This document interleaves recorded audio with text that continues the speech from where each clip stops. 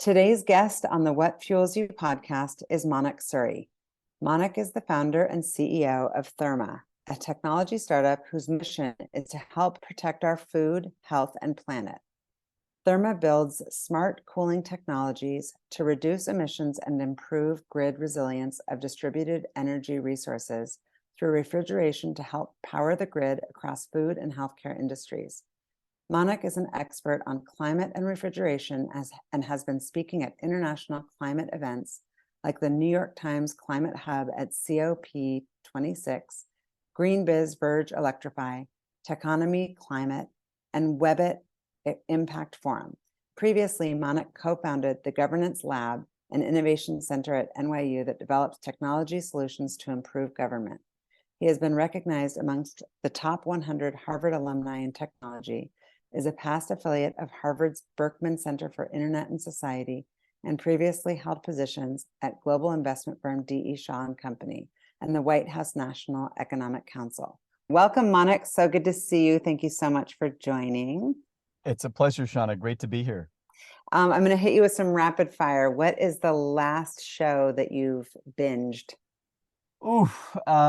Just got into this show. It's embarrassing. White Lotus. Oh, no. Everyone's watching that. You're going to make me want to watch it tonight. Okay. 3 words. I know you're a new dad. So 3 words that would describe you as a dad. Obviously, your daughter can't describe you because she's only 1, but how would you describe yourself as far as, I guess, aspirationally, how you want to be as a dad? Aspirationally, I guess I'd say, indefatigable, tireless, and fearless. That's aspirational because I'm terrified of so many things that I never thought about now that I'm a landlord. But yeah, that would be aspirational. It's hard, right? I know all of a sudden you're so vulnerable because it's like you've never experienced love like this. Okay. What would the title of your autobiography be? Serendipity and self-awareness, something like that. Yeah. It's kind of hard to know how life is going to unfold.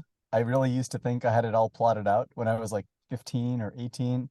I was sure I knew how to take over the world and do it all. And of course, life doesn't really go how we plan, but so much of what's happened, how life has unfolded, has been serendipitous, partly created, partly unexpected.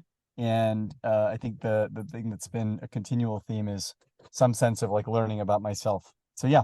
It's actually like, I mean, obviously the title of this podcast is What Fuels You, but it is always about serendipity.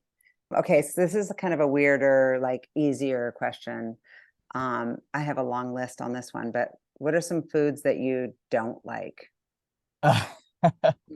I'm smiling because I find myself eating a lot of foods that I wouldn't choose to, but I hate food waste, and my daughter leaves a lot of stuff on the table, so I end up being the guy who finishes everything on the table.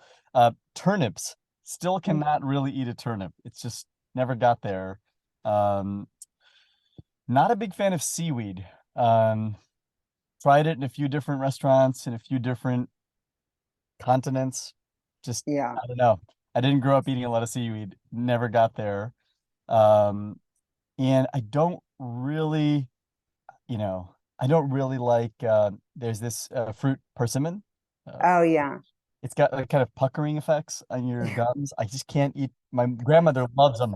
Yeah. Okay, so if you were famous as an actor, performer, author, athlete, comedian, writer, like if you could be famous for something, I guess maybe tech CEO, but let's leave that one off. What would you choose? Yeah, I really admire people who kind of work across politics and diplomacy and work across culture in terms of conflict and reducing human suffering. So I guess statesman would be an ideal. That would be an ideal life if I could live a life well lived. I'd look out for. Is there someone in particular that you most admire in that, I guess, in that category? I mean, it's probably cliched, but I really admire President Obama, Barack Mhm. Obama. I really, really admire him as a leader, as a bringer together of people, especially these days when there's so much polarization. I Oh, look at yes. people like him as, can kind of really understand how to connect with humanity across so many differences and erudite, but also approachable. So I Hmm. admire him in a lot of ways. And do you think that you'll ever pursue, this is not my rapid fire, but I got to go there. Do you think you'll ever pursue politics in the future? Your, I It's guess, 4.0, 5.0 career? Life is long, definitely long. I have a few friends who've become elected officials recently. I have a lot of friends who've thought about politics. I go back and forth on politics every political season. It was a time when I was young in high school. All my friends would have said, "Oh yeah, he's going to run for office pretty soon." And then I went into college thinking I was going to go into government after, and ended up not. So I don't know. I guess Yeah. do something meaningful first. I don't really love the idea of politics as a vocation. I really admire politicians who've like actually had an impact on the world first or done something that they can stand upon as opposed to just being professional politicians. So Yeah. anyway, that's me. Yeah, that makes sense. Um, what's your favorite interview question to ask candidates? I guess we can't, maybe they'll listen and then they'll get like heads up, but I'm just curious. I always like that. I like this as like little nuggets of takeaway as I we're, like asking people what motivates you. I find that question, alive in me a lot. So I really like to ask yeah. people like, You mean what fuels you? I'm just kidding. ironic. I had not made that connection when I answered that. Yeah. But yes, what Just fuels you? What teasing. motivates you? That is Yeah. one of my favorite And questions. well, you'll get to answer that at the end of this. Um, and final question, what did you want to be? I'm guessing statesman, politician, but what did you want to be when you were a little boy? Oof. Um, I really wanted to be well, I wanted to be liked. I was a new kid, so I think I moved a lot and definitely wanted to be, part of the in club. But I used to look up to these historical figures like Bismarck and Alexander the Great, thinking they were just these great humans, and so probably I would have said something like, some statesman from history. Mm. And where did you grow up? You said you moved a lot. Like, how many places did you live by the time you graduated high school? I haven't counted in a while, probably like seven, I Oh, guess. wow. Yeah, something like 7. that. Yeah, Was that from your parents' jobs? it was partly their jobs, partly their life choices. My parents were physicians. They'd grown up in India, in New Delhi, in the capital. My grandfathers were both in the army in India, and so my parents had moved around a lot.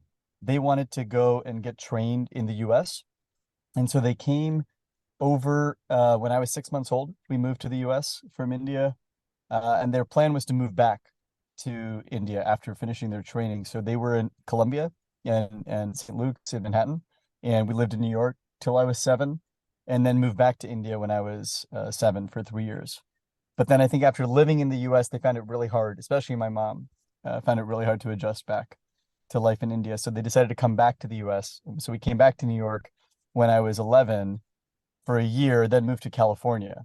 My dad, kind of had the go west idea and bit the bug and ended up moving us to a small town called Fresno. So Mm. Oh my God. Wait, so New York, like Manhattan?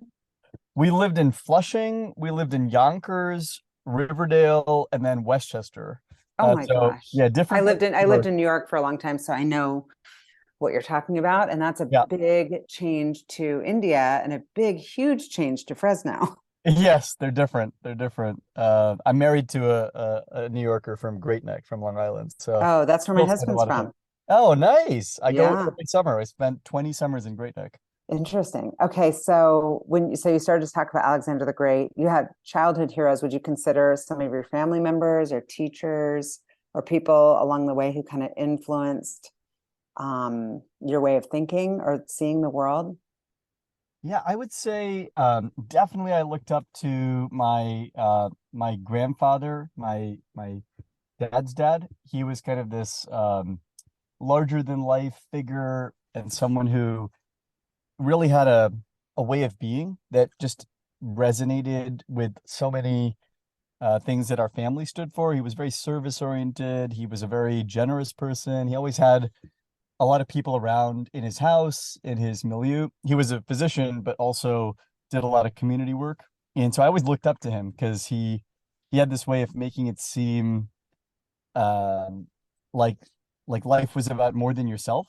Mm, And yeah, and service was a big part of my family culture. Three of my grandparents are physicians, both my grandfather's wow, and my mom's mom, and she was one of the first female physicians in the Indian government. So it was kind of that's incredible. Do you have siblings? I have a brother who's a physician. Yeah, I was gonna say, I was gonna ask that. I was like, okay, so I'm assuming that education was a huge value, and along those lines was kind of pursuing medicine, and was that kind of expected? It was part of the family ethos, if you will. So I came to college pre-med for about 6 weeks and quickly dropped it. But yes, it was definitely part of the family. You know, my parents' physician friends and my parents' siblings who are all physicians and married to physicians. We have like 15 in the family. It was Oh my definitely part gosh. of the, yeah, it was part of It's the, so interesting because like my family, I think every single person is in business. yep, And then like that's what you talk about at the dinner table. yep. So is like not blood, but is like health something you talk about it? Like what do you talk about at the dinner table when so many people are in the medical field? I mean, we talk about Trump running for office in 24. We Oh, talk about jeez. the rise of China, but we also talk about healthcare. It comes up my wife's parents are also both physicians. So, Oh you know, my it really gosh. is we have a lot of And healthcare she's a physician. and she's a physician. So, I so mean, I wish I had some physicians.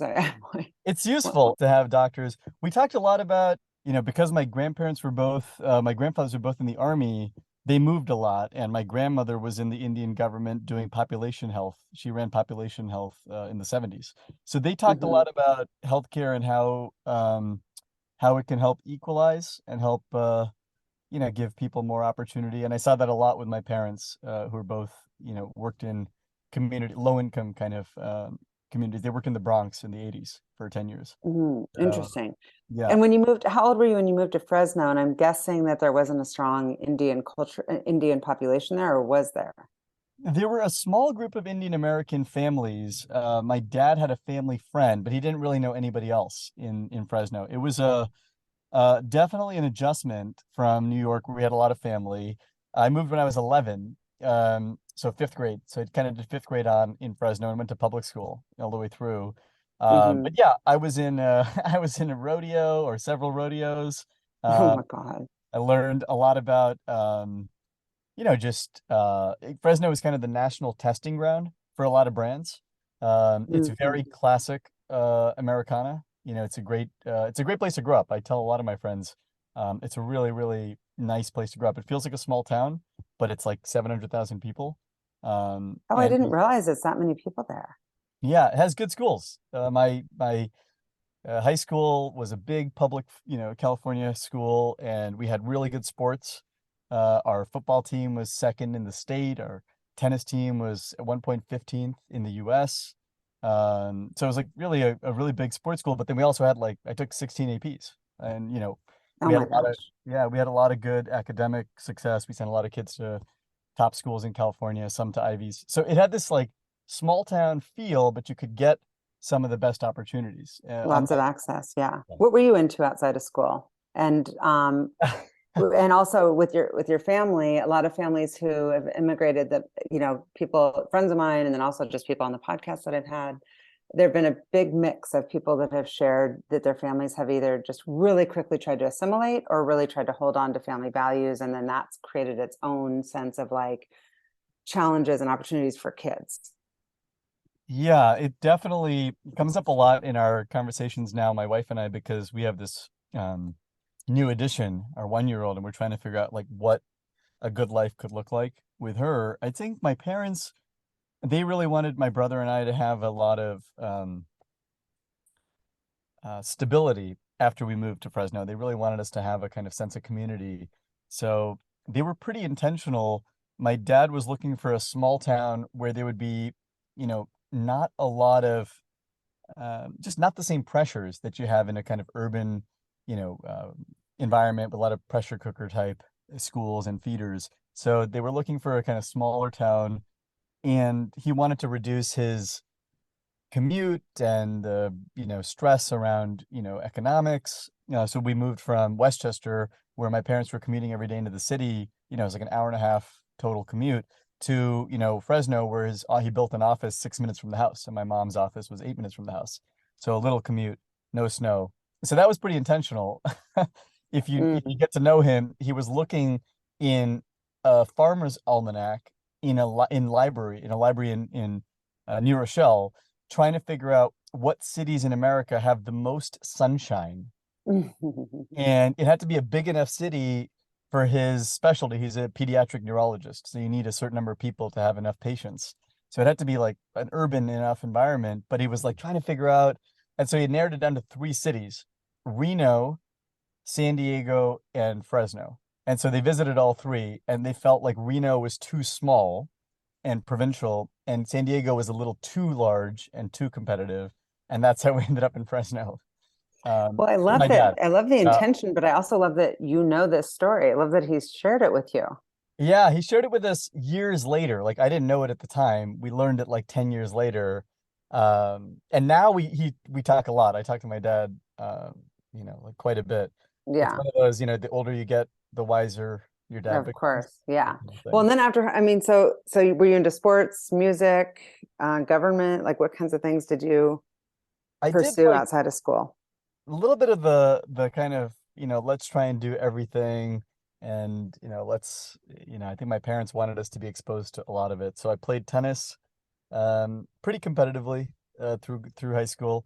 Didn't make the men's team at Harvard. That's the last I played tennis. Ended up rowing crew at Harvard instead. But yeah, played tennis quite a bit, ran track, um the 1600, uh and so that was kind of my last time as an athlete. It's been a while now.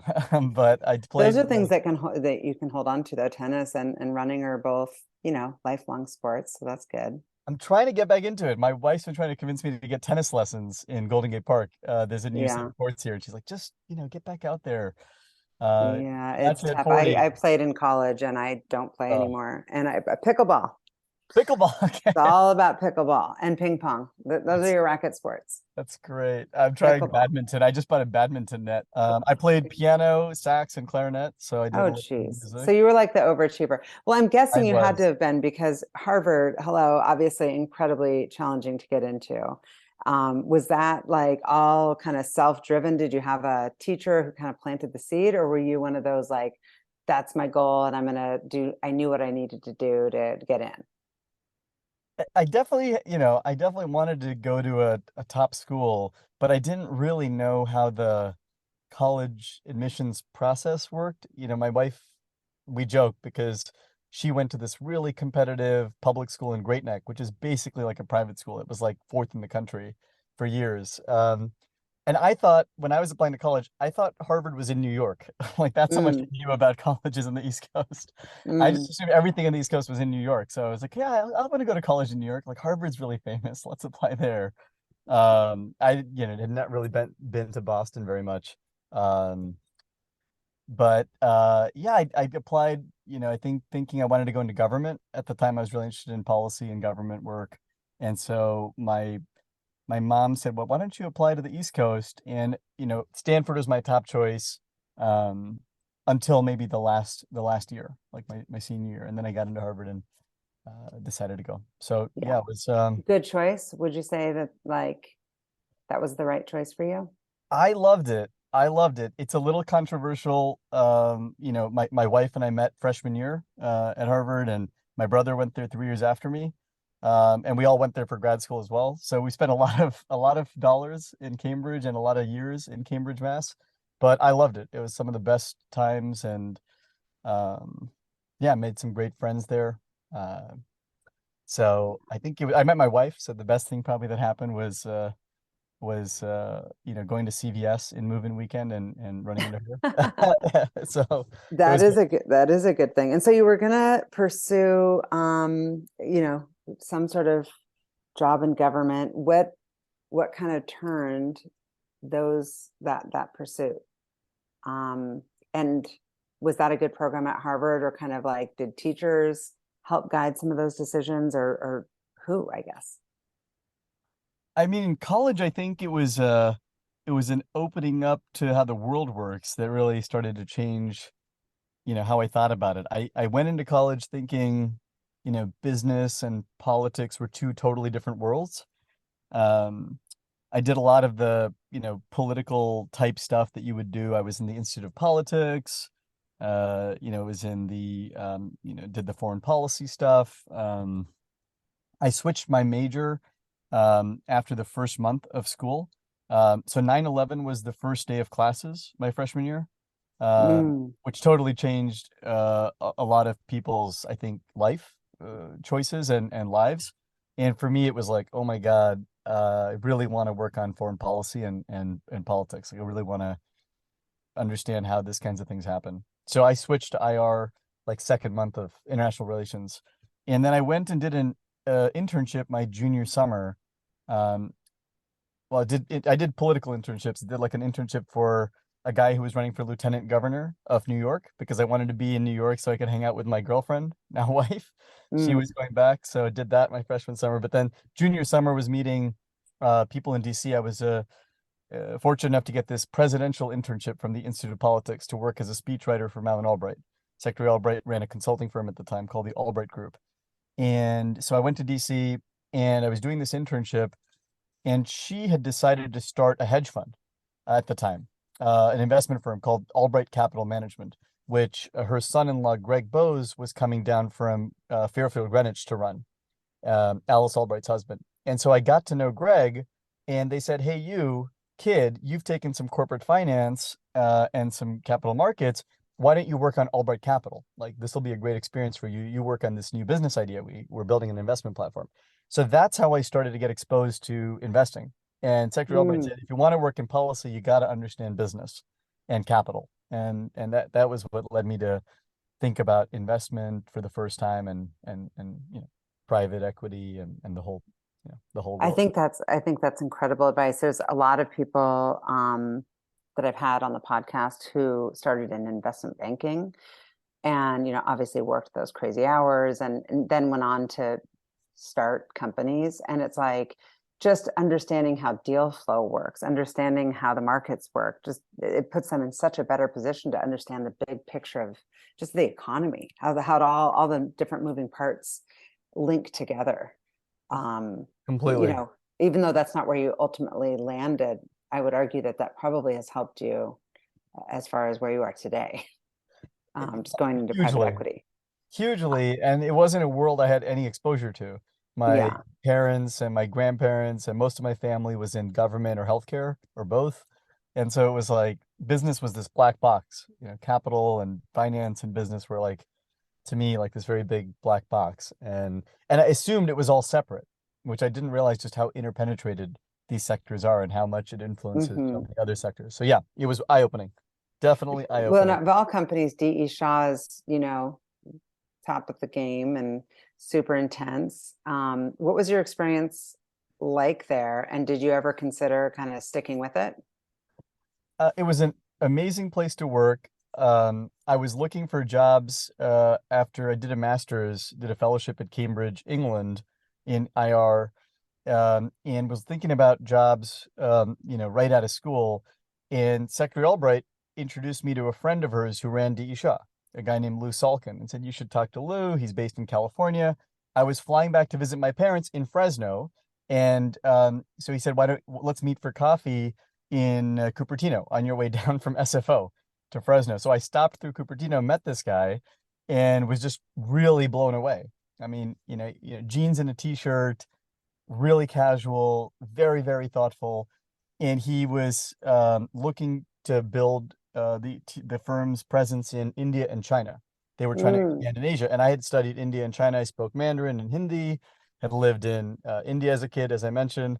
So my master's was in China. It was US and China policy. That was my master's thesis. Well, you're like unbelievable. I'm just like, as you're talking, I'm like, this is you sound you. I can't I actually thought I had it all articulate. figured out. No, no, Internally, I was it's like, unbelievable that you. I thought I thought I knew what was going on in the world, and I thought I had it all figured out.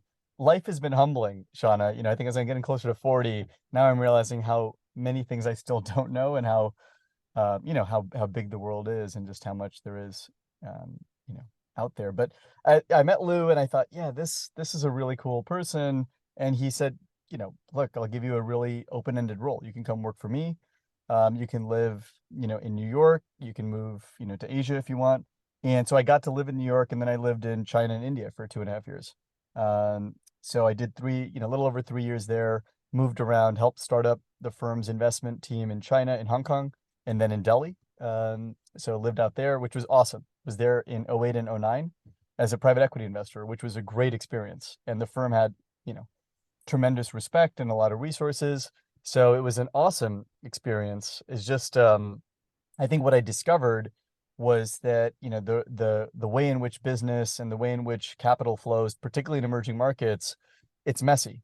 It's messy, and a lot of that wasn't flowing down, and wasn't, the trickle down, so to speak, of foreign direct investment wasn't reaching as many of the average people, the middle classes, as I'd expected. Mm, And so yeah, that's when I started to get a little bit like disillusioned about the idea of being a foreign investor helping to fuel growth. I was realizing, this isn't quite working. yeah, that makes sense. So where does Harvard Law School fall into all this, and what was the impetus like?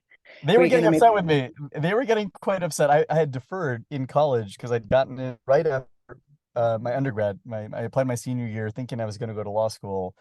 And then I got this fellowship to go to England.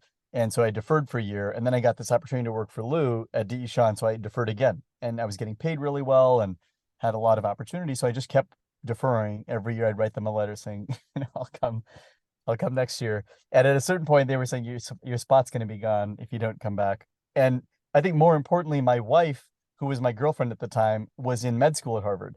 And she was saying, we were doing long distance for 4 years. And at the end of the third year, she said, if you don't come back to Boston, like, this is over. We're done. So it was a twofer. I did want to go back. I did want to go back. And I also wanted to kind of keep Double that down? relationship going. Yeah. So I Yeah. came back to Boston, and I think the other big thing that happened was the political world changed a lot. When I was in college, um, my politics are probably pretty clear. I worked for Secretary Albright, and then I worked in the Obama White House, and you know, uh, it wasn't really that appealing to me, the idea of working in the federal government. I worked on the Kerry campaign briefly in '04 as like a volunteer, but the rise of this kind of new political figure, Senator Obama, who then became President Obama. A bunch of my friends went to work for him early. And just hearing and seeing the kinds of things that were coming out of that administration, it was different. It felt like politics could actually be positive. You could actually be an idealist and get stuff done. So I watched a lot of West Wing. I was more of the West Wing, not the House of Cards generation, though I've Yeah. watched House of Cards. I really believed. And so I was like, this guy went to HLS. He's amazing. It can't be that bad a place. So that was part of the logic as well. Yeah, that makes sense. So tell me about the governance lab. You're getting the full life story here, Shauna. This is stuff Well, that I like it because you've got such cool stuff, and I'm so excited to get to Therma because that's obviously why you're here. But you've got to, I mean, even it almost is like you're going to be 60 instead of almost 40 because you've done so much already. I feel 60. I don't sleep anymore, and my hair Oh, is growing out a little bit, so I feel closer to 60. But you've done so much. I'm excited to that's continue kind to of you. watch That's your kind of you. career and your life. It's No, I look very at friends of impressive. mine and colleagues. I'm really inspired. I mean, my wife is really much more impressive than me, but I do feel a little bit older. I don't feel quite as young as at 22. The governance lab was this really unexpected turn in life. I was saying serendipity because I could never have imagined I would end up working at a place like the Gov Lab. But I was in DC as an intern and then a fellow in the National Economic Council. Um, at the end of Obama won in 2011, and there was a talk by this woman, Beth Novak. She was the deputy CTO in the first office of the CTO. Like they decided to create an office of the CTO in the White House, which had never been done before. And she was talking about a book she'd written called the WikiGov. And the thesis of the book was tech is transforming life, how we dine, how we date, how we engage in everyday activity, but big public problems around governance and public policy and things like safety, sustainability, democracy, tech isn't working on those. So we should be building tech for these big problems, not just to make pizza delivery faster and photo sharing easier. And I listened to her talk and read the book and was like, wow, this woman is next level. She's really amazing. And so she convinced me to leave government and join her to start a center called the Governance Lab or GovLab. And so that's how I ended up leaving DC and joining her. And we started the center where she teaches at NYU and MIT in 2012 and raised about 15 million of grant funding from Soros and MacArthur and Google.org. And so, yeah, so that's how I got into tech to build tech for good. And what were some of the things you guys accomplished and are still accomplishing? Tell me about Governance Lab like today. Yeah, I mean, it's been a few years. I was there a while ago, but I'm still in touch with the group. So some of the projects that we worked on early on, to give you an example,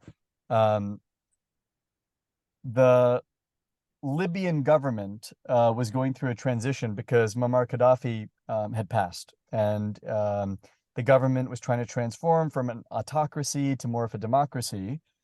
The UN had been engaged through UNDP, UN Development Program, to help Libya rewrite their constitution and to make it more democratic. They wanted to create a tech platform that would allow civil society and policymakers and social activists and community leaders to engage and to actually help write these constitutional amendments together.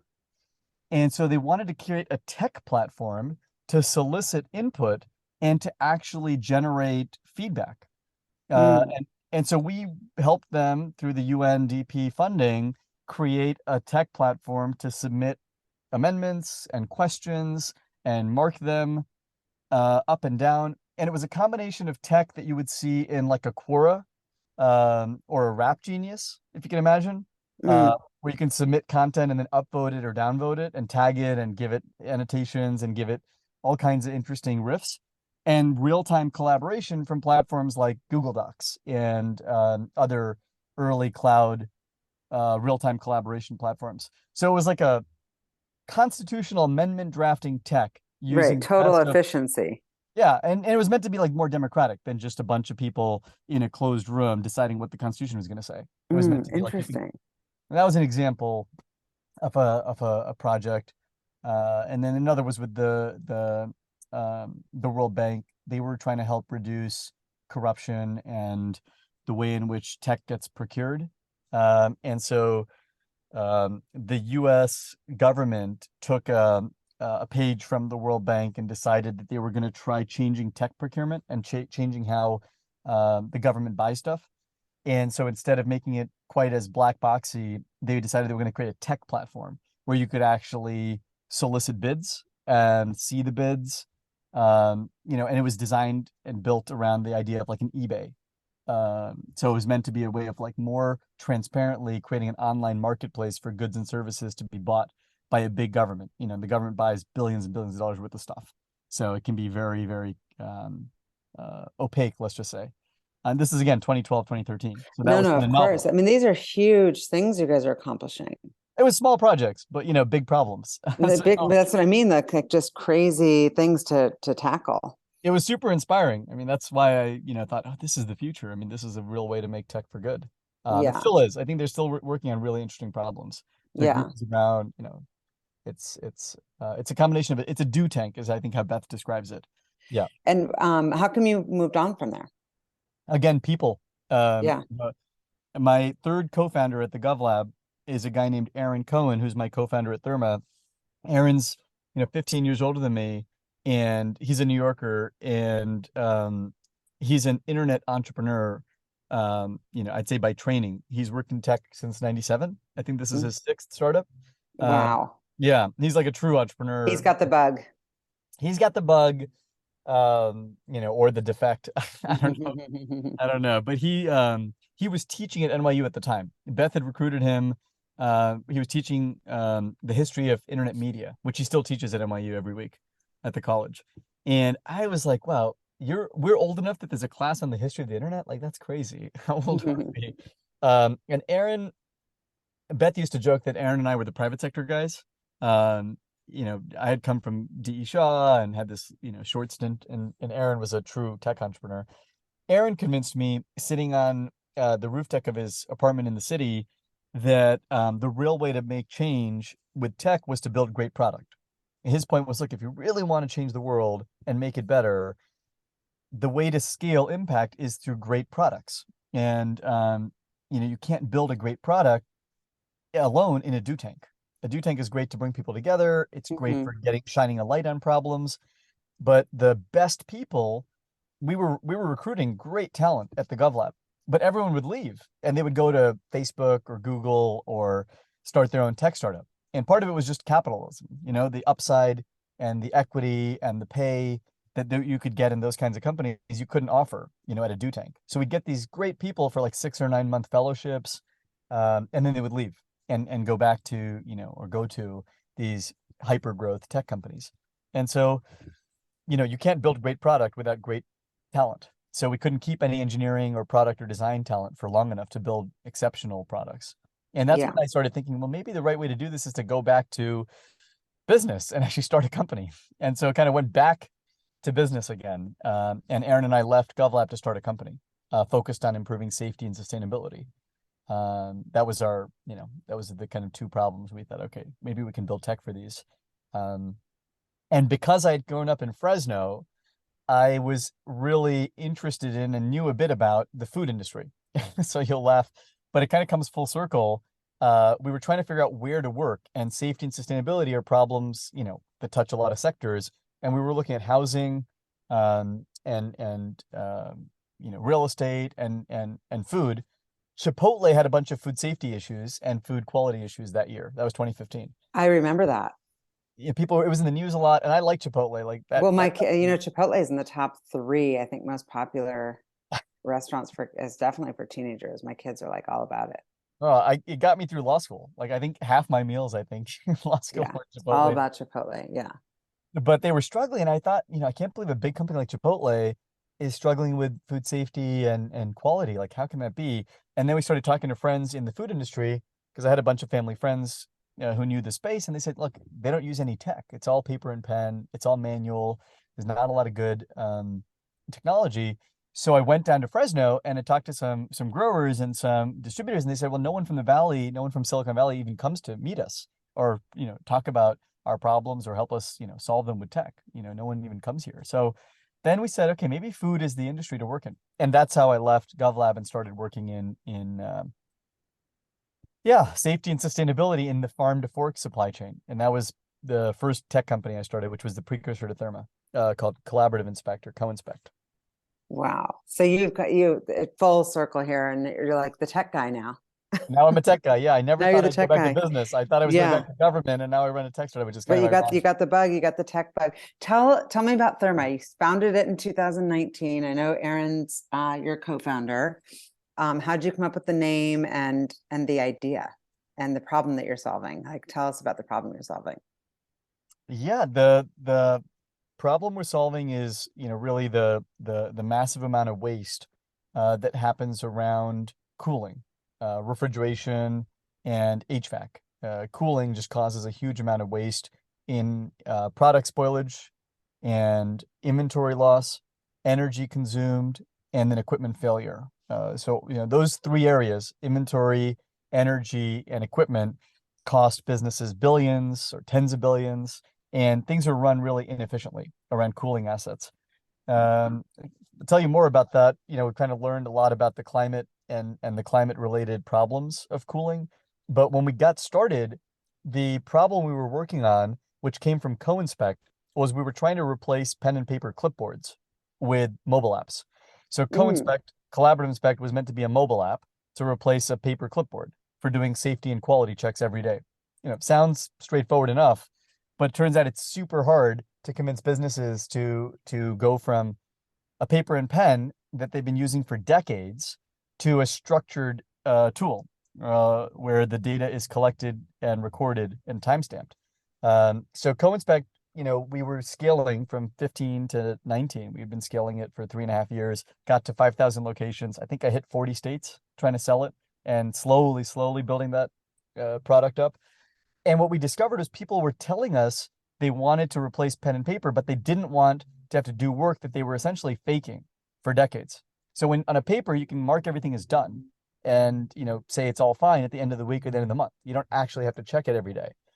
With a mobile app where the timestamp and the geolocation shows you Oh, where and when it's geez. done, it's actually really hard to fake. And so, it makes it way more accurate and trustworthy, but people don't want the extra overhead. So very hard sales cycle. And one of my colleagues looked at me at one point in 2019. This was my colleague, Andrew Hager, who was our head of engineering. And he said, I don't think we're solving this the right way. I think we're making people do work that they don't want to do. We're basically like fighting human nature here. What if we could just automate it? And so we looked at what they were doing, and most of what they were checking was temperature of the products. And Mm. said, I think we can use sensors. There's a new type of sensor. I think we can use sensors to just automate this so people don't have to check it on clipboards. And that was like an aha moment. It was like, of course that makes more sense. Of course, replacing the work with automation when they don't want to be doing it is better than making them do stuff they've not been doing for decades. So that's how the idea for Therma came into being. It was a let's do this better. Let's learn from the pain of trying to build this product the wrong way. And it So was there's really, no other product out there like this, like a device. there are sensors. There've been sensors for a while, but the problem was that refrigeration has really dense insulation. The side of a fridge or a freezer has this aluminum or steel siding, plus the insulation. It blocks signal from getting through. So Ah, Wi-Fi and Bluetooth sensors can't get a signal out. And we were able to use a new connectivity layer called long range radio to get a signal through. That was really Andrew's contribution. He came from IoT and connectivity, and LoRa is fairly new, long range radio. It's a type of connectivity that can push signal through dense insulation. So it only works for certain use cases. You can't push big data packets, so you can't get a video or a photo out. But it's great for things that are like ones and zeros, like a temp or humidity reading. So we were able to use LoRa to push a signal through the inside of refrigeration out reliably and wirelessly.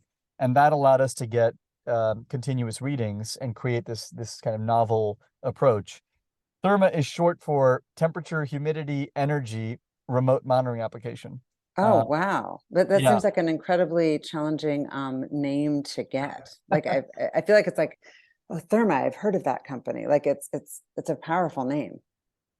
that's kind of you. Well, hopefully people have heard of us a little bit. They're pretty Yeah. small. Well, We're for 8 people. sure. It's a small team. So what We're has it been? How big are you, and what has it been like starting a company and then heading, global pandemic right after?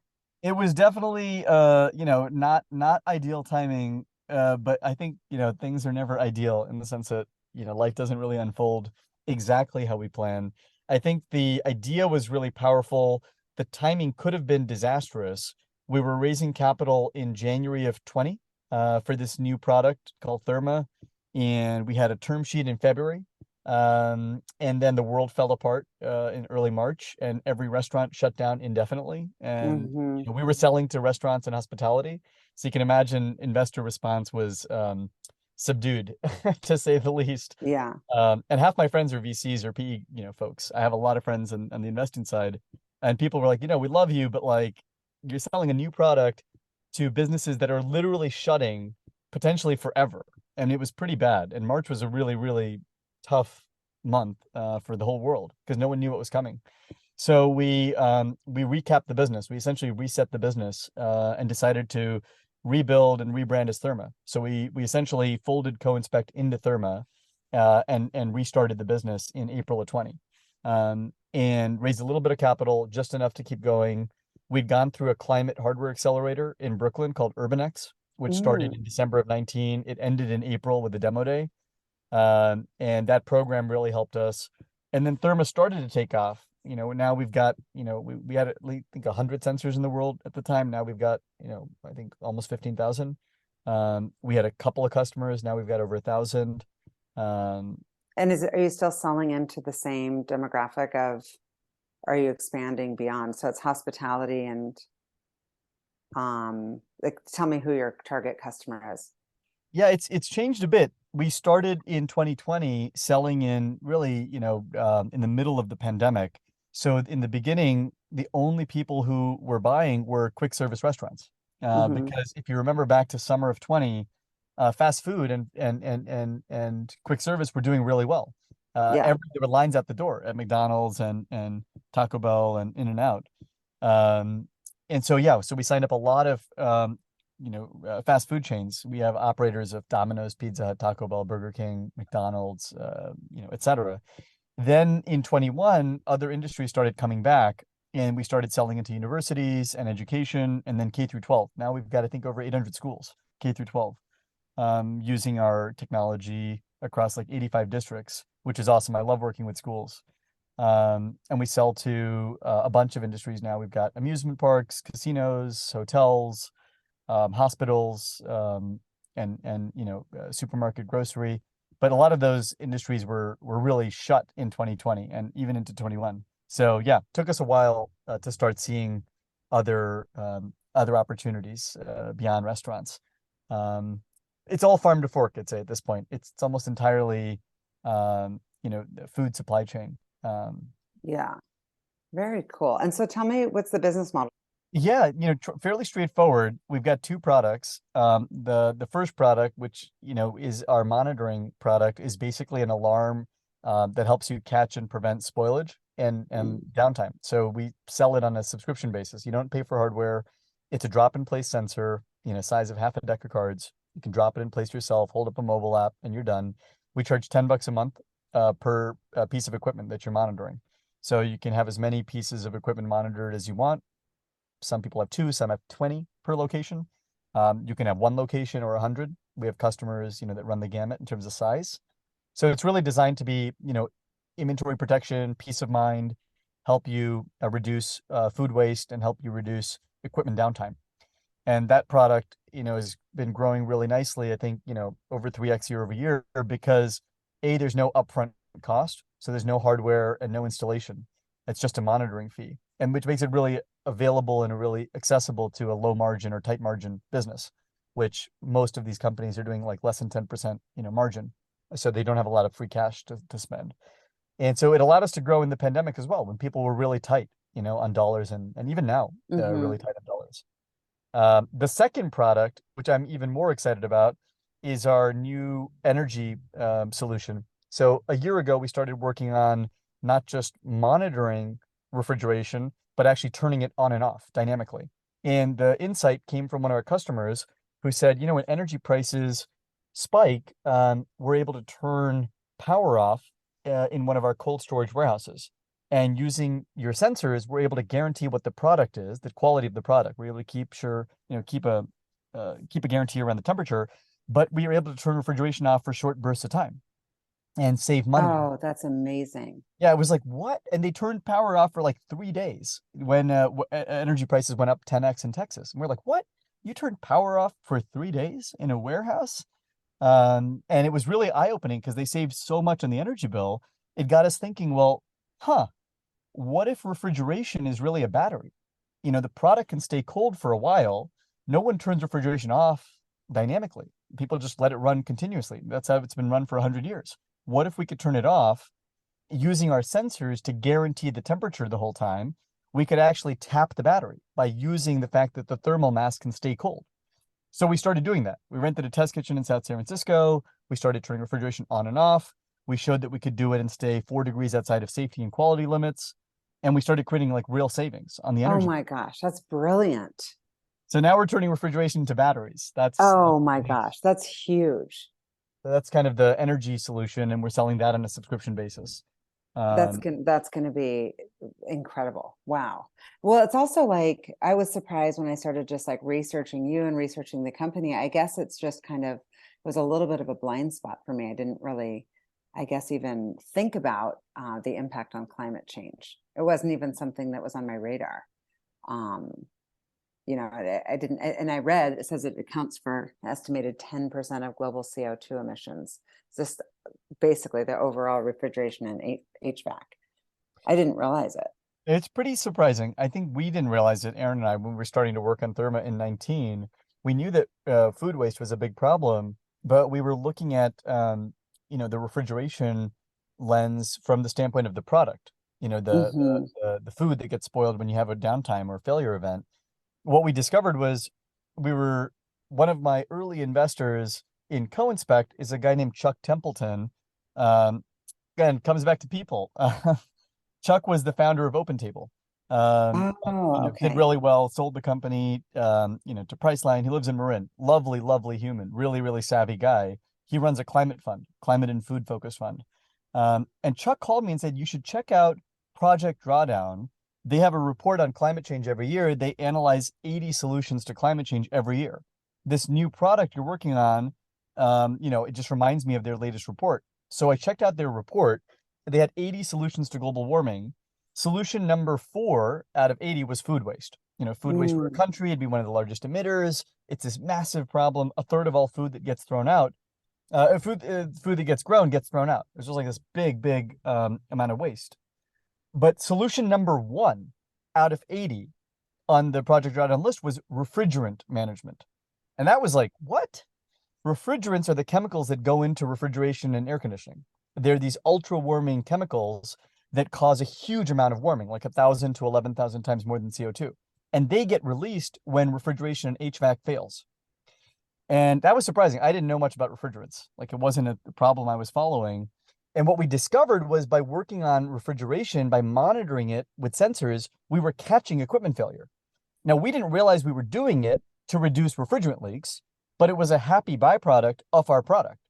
And we were like, wow, this is much, much bigger than we realized, and even bigger than food waste alone. So that's how we started going deeper down the refrigeration and climate path. That was in October of 19. And then we decided to apply for a climate hardware accelerator called UrbanX. And they knew a lot about refrigerants and were like, you're a great fit. So refrigerant management and of course food waste are two big and kind of significant areas where we're trying to make a difference. The third is the energy used. Turns out that energy use by these assets is really significant and dumb. Uh, People don't turn refrigeration off dynamically. Uh, mm. so you think about schools, right? Schools are closed for several months of the year, as one of my colleagues reminded me last year, for holidays. Well, schools don't turn refrigeration off when they're closed. Everyone just runs it at baseline. So Oh my imagine, gosh. yeah, it's like the lights on in the building, in the skyscraper at night when no one's there. That kind of. Yeah. So we're trying Yeah. to. All things that you don't think about. Interesting. So tell me about your culture, kind of your talent acquisition strategy, and kind of as you head into 2023, um, what kind of opportunities there are for people who are interested in this topic. Absolutely. We're really excited. You can probably tell not that many people geek out on refrigeration and Well, I I do now. I didn't an hour ago, but I do now. awesome. I appreciate that. I joke Yeah. that my job is to make cooling cool. Like that's what I've got to do now. Well, But you're cool, so I think anything's cool that you talk about. So, that's kind of you. That's very yeah. kind of you. You haven't met my wife. She would disagree, but I think my daughter still thinks I'm cool. We'll keep that going as long as we can. The company's growing. We're about 80 people. We're based out of the Bay Area. We have folks across the country. We've got a dozen open roles. We just closed a Series A, which is going to be announced in the next probably few weeks. And we've got roles open across engineering, product design, data science, uh, software support, implementation. We're trying to hire an HVAC technician to do field installation of our control product. So if you know any technicians that are looking to move into tech, yeah, we're a young, very mission driven, I would say, team. And I joke that our team bleeds green, but it's a pretty passionate team focused on sustainability and trying to build some tech for good. So yeah, we'd love to meet anyone who's interested. Hellotherma.com is our website. I'm on email and on social, Manik, Manik at hellotherma.com. Always looking to meet friends and potential partners. So tell me a little bit about the culture and what makes someone successful there as far as attributes. Yeah, I think it's well, I'm making the Kool-Aid, so you might have to ask others on the team. I think it's a work hard, but also do good work and have fun kind of culture. We definitely, small but mighty, and we're trying to, change big and legacy sectors. So I think there's a strong sense of impact and a strong sense of leaving the world a little better than you found it. I think, that's one thing we've heard from almost every single person on the team is the main reason they came to Therma, which I'm really proud of. Like, the main reason they joined was for the impact. That's something we're trying to maintain even as we grow. Um, it's probably a team that's a little more hands-on. We meet once a quarter. We do a fly-in. We fly out everyone for a quarterly onsite. We have an office in San Francisco. We try and be personal, know each other. We're trying to maintain that sense of you know, um, family and camaraderie, even as we're growing. It's a super interdisciplinary team. We've got former chefs, former Olympic athletes, folks that were EMT techs, people that came from journalism, um, Wow. got randos like myself, who've done a little bit of everything and not much of anything. So yeah, it's a fairly multifaceted group, I would say. Yeah. Love it. So tell me about you personally, aside from trying to survive the sleepless nights with an and relatively new baby at home, what do you do to kind of unwind and set yourself up for a good, productive week at work? It's a good one, good question. I was thinking about that over the holidays, how to reset and be really grounded. I think a little bit of Peloton, a little bit of a little bit of working out. Yeah. Probably aside from zoo and park, which are like a big part of my vocabulary now. I get to see family, and friends a decent amount. So, still like to go out occasionally, less and less, but San Fran's pretty fun to go out hiking and go out on the water. So yeah, Yeah.